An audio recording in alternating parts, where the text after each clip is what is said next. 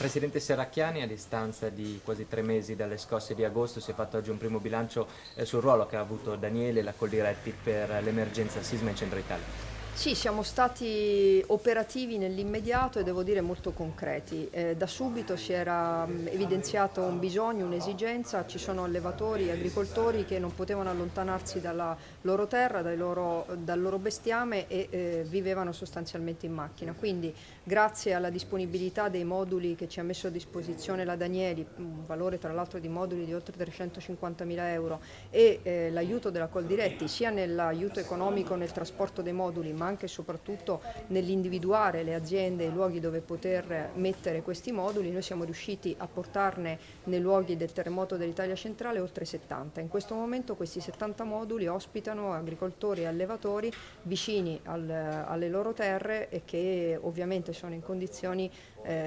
difficili, ma almeno hanno un tetto e anche un luogo dove c'è del caldo. Ci sono delle iniziative che la Regione intende promuovere dopo la scossa di ieri?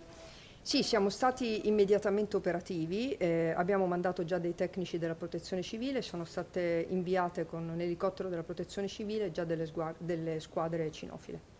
Poi adesso attendiamo anche dalla Dicomac che ci dica che tipo di attività serve. Sarà fatto invece un evento a parte di ringraziamento ai volontari della Protezione Civile, sia quelli che hanno smontato, ripulito e sistemato i moduli della Danieli, sia quelli che si sono recati sui luoghi in questi mesi del terremoto.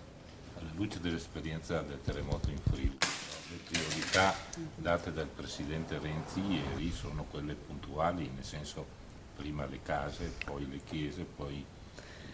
Direi di sì, direi proprio che il modello è quello che abbiamo in qualche modo noi già testato 40 anni fa e il modello è quello di una ricostruzione piena dei negozi, delle attività produttive, delle case e poi ovviamente di tutto il patrimonio straordinario culturale, artistico, architettonico di quelle zone.